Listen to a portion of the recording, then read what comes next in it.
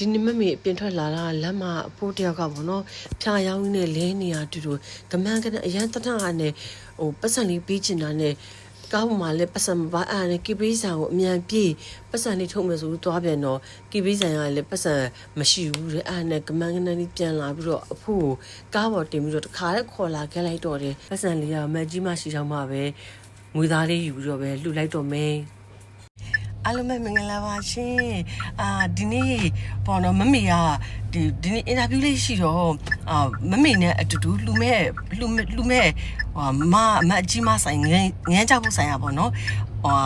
မယူတော့ခေါ်တဲ့အချိန်မှာဒီလမ်းမှာပေါ့နော်အဖိုးကငုတ်တုတ်လေးထိုင်ပြီးတော့ရမ်းမောပြီးတော့လေဒီမှာဖြတ်အဖိုးကရောင်းတာပေါ့နော်အခုအဖိုးရဲ့ဒူးကလည်းမကောင်းဘူးပေါ့နော်အဲ့မှာအဖိုးငုတ်တုတ်လေးထိုင်တာမျိုးတော့လေတအားလေရင်ထဲမှာစုပ်သွားမမေကားထဲမှာလည်းပါ4000ပဲပါတယ်4000ပဲပါတော့လမ်းပြေးကစိုက်လေးမှာသွားပြီးတော့ငွေထုတ်တော့လေသူတို့ကဟိုစိုက်ရှင်မဟုတ်လို့ဆိုတော့အဖိုးကားပေါ်တင်ခေါ်လာကားပေါ်တင်ခေါ်ပြီးတော့မှအဖိုးပတ်စံလေးထုတ်ပြီးတော့အဖိုး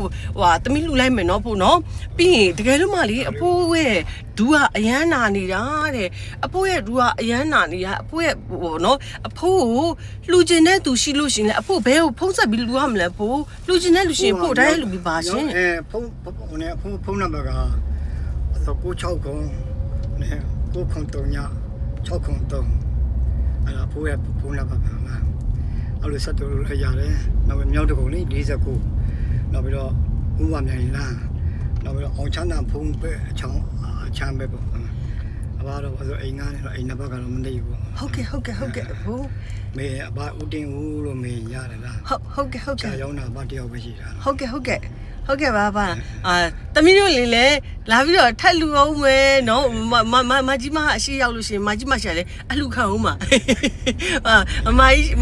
အကြီးမငယ်ဆောင်ဆိုင်ရအမကြီးရှာလေအလှခံပြီးတော့သမီးထက်ပေးအောင်မယ်သမီးလည်းပတ်စံထက်လူအောင်မှာနော်ဒါရီပါသမီးငယ်ရဲ့ဟုတ်ကဲ့လူချင်းတဲ့သူရှိလို့ရှိရင်သွားပြီးတော့ထက်လူရပါတယ်မကြီးမရှိရလဲအခုအလူခံပြီးတော့လူလာလူကိုလည်းဟိုမမေတို့ပြိသက်တွေမမေရဲ့ဟိုဘောနော်မမေကိုချစ်ခင်ကြတဲ့သူတွေတာလူခွန်နိုင်အောင်ပါတနေ့ကိုမနေ့မြတ်တာ3ရက်ကိုလည်းညမြတ်တာ3ရက်ကိုလည်းသမီးရဲ့နာမည်အဖိုးကသိကျင်တာလားအေးတော့မြတ်တာပို့လို့ရအောင်ဟုတ်ကဲ့ပါအဖိုးသမီးရဲ့နာမည်ကမေထုခေါင်လို့ခေါ်ပါတယ်ရှင်မေထုခေါင်မှာဟုတ်မေထုခေါင်အဖိုးမြတ်တာပို့ပါမယ်ဟုတ်ကဲ့ပါအဖိုးရှိအလူငွေအများကြီးရောက်လာလိမ့်မယ်အဖိုးကလေဒူးလေးကတအားနာနေရှာငုတ်တို့ကလေးတိုင်းပြီးတော့ဒီဖြာရင်းနဲ့ပေါ့နော်အားနဲ့အဖိုးလူချင်းတဲ့စကလေးအရန်ဖြစ်လာနေကမန်းကဆင်းပြေးတာအခုလေအရန်ကိုဘယ်လိုမလဲလှူရဟမယ်ဆိုစိတ်နဲ့လေအရန်ပျော်နေတာ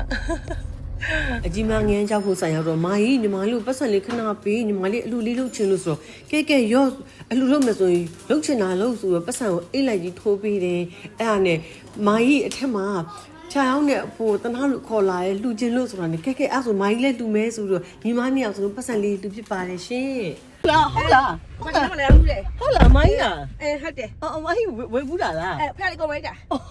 တွေ့လားစိမလေးဒါအကြီးမငယ်ကြောက်လေကြလားမသိသမီးဝိုက်တယ်လေကြာပြီတစ်နှစ်ကြောက်ပြီဟုတ်လားဒါအကြီးမငယ်ကြောက်ဆိုင်ရဆိုင်ပိုင်ရှင်မအညီမနဲ့အတင်းနေလဲအင်တာဗျူးဒီမှာပေါ့နော်နောက်ရက်တွေအတူတူသွားလူမဲဆိုတော့အဖုန်းနဲ့သွားတန်းတူတော့ကြည့်ပါဦး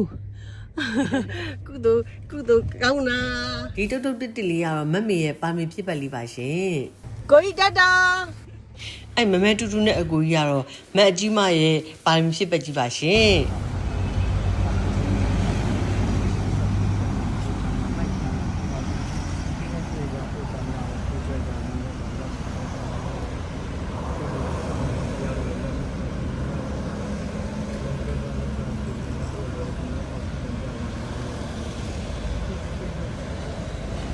ကောင်းပါပါ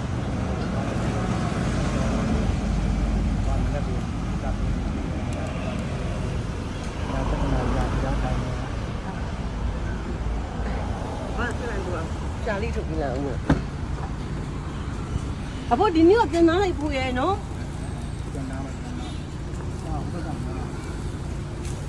လာတနည်းကငါပြီမလား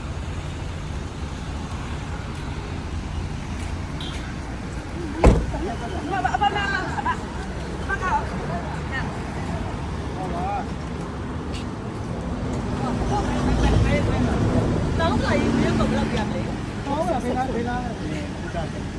တာနဲ့ရတယ်နော်ကိပေးတယ်လည်းလုပ်မယ်နော်ဟိုကိပေးတယ်လည်းကောင်းအခုဒီစနေလိုက်နော်ဟောသမီးမလေးဟွာလေးပါဟိုနေ့ကပယုတ်စီဘူးလက်ဆောင်ရတာရှိတယ်အဲပယုတ်စီဘူးလေးလက်ဆောင်ပြလာခဏလေးဟိုကကားတော့လိုက်ကားတော့စီ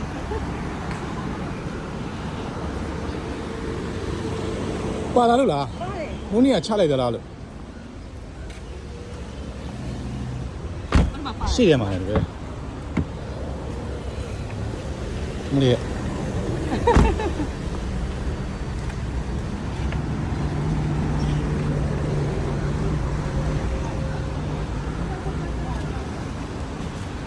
ဟိုဒါလေးကလေစီလာထုတ်တဲ့ကန်းစော်စီအဖို့ချင်းရောက်တွေပါလေဒူးကိုက်ပောင်ကအဲ့ဒါတွေနေတက်တာရဘို့အဖို့တမီထက်လူပြရပါဘူးရဲ့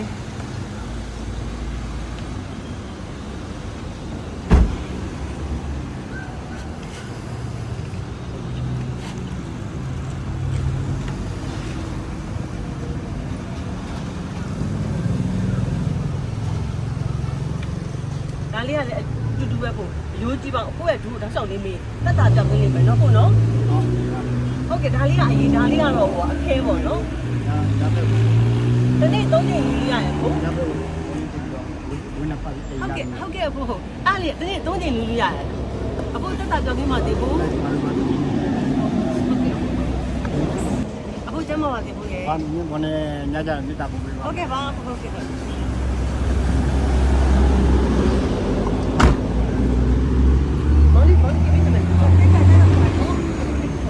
မိုင်းညီမတို့ညီမနှစ်ယောက်ကတော့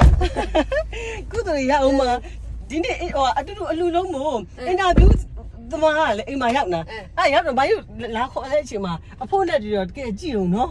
ညီမနှစ်ယောက်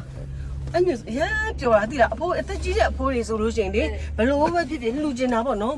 ညီမလေးရဲ့အဖွားကလေညီမလေးကိုဟိုပတ်စံမရှာနိုင်ခင်ပါလေဆုံးသွားတာပေါ့နော်အဖွားကကြာမမေတို့ညီမလေးတို့ငငယ်လေးတို့ကအရန်ကောင်းတဲ့အဖွားဆိုတော့လေဟိုအဖွားကိုအရန်ကိုဟိုမလူခဲ့ရတော့လေတို့အဖိုးဖွားတွေကိုမြင်ရင်လေအရန်လူကျင်တာ သိတယ်လက်တွေချီတွေပါတုံးတယ်မှာပြောနေတယ် အခုလူလဲဝမ်းတာပါလေအဖိုးတွေဖွားတို့ ဘေးကကြည်ပြီးတဲ့ပို့ဖြစ်နေမြဲမြဲဟေးဝဲပြောပြောနေ့ရက်ကွေးမှလည်းကျသိမ်းပြကျသိမ်းထားတယ်နော်အဲ့ဒီကြောင့်ပြောတယ်အတူကြောင့်ပြောတယ်ကျသိမ်းထားတယ်ဒီမှာလေး